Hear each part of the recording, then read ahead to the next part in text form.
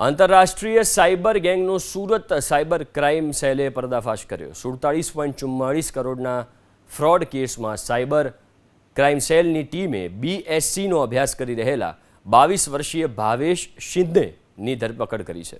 આરોપી ભાવેશ શિંદે સાગરીતો સાથે મળીને કમિશનની લાલચ આપીને લોકોના નામે બેંક ખાતા ખોલાવતા, એટલું જ નહીં એટીએમ કાર્ડ, સિમ કાર્ડ અને બેંક કિટ મેળવીને દુબઈ મોકલતા। છેતરપિંડીથી કમાયેલા નાણાંને આ જ બેંક એકાઉન્ટમાં જમા કરાવતા, બાદમાં નેટ બેન્કિંગ અને એટીએમ મારફતે નાણાં ઉપાડીને ગેંગને પહોંચાડતા।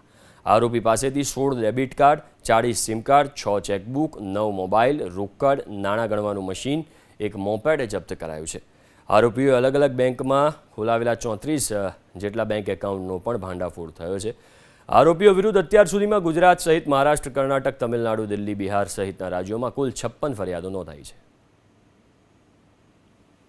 સુરત શહેર સાયબર સેલ દ્વારા નાયબ મુખ્યમંત્રી સાહેબની સૂચનાથી ઓપરેશન મ્યુલ હન્ટની કામગીરી સતત ચાલુ રાખવામાં આવ્યું છે અને એ કામગીરી હેઠળ અમે લોકોને એક બાતમી મળી, જેમાં એક ગેંગની માહિતી મળી કે એ ગેંગ સુરતમાં અલગ અલગ મહારાષ્ટ્રમાં અલગ અલગ બેંકોથી ખાતાઓ મેળવી અને અહીંયા પૈસા ઉપાડવાનું કામ કરે છે। આ બાદમી હકીકત મેળવતા અમે લોકોએ પરમ દિવસે એક રેડ કર્યું। એ રેડમાં ભાવેશ શિંદે કરીને એક મહારાષ્ટ્રનું નેટિવ છે, એમની ધરપકડ કરવામાં આવી છે। એમની ભૂમિકા એવી રીતની હતી કે જે લોકો એટીએમ કાર્ડથી પૈસા ઉપાડે છે તો એમનેથી કેશ લેવાનું કામ ભાવેશ કરતો હતો અને ભાવેશ પછી આ કેશ હરીશ ચૌધરીને આપતો હતો।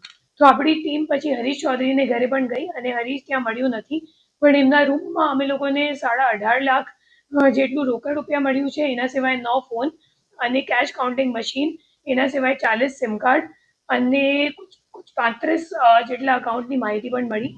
35 અકાઉન્ટમાં કુલ 56 ફરિયાદો એનસીસીઆરપી કમ્પ્લેન્ટ ઉપર દાખલ છે।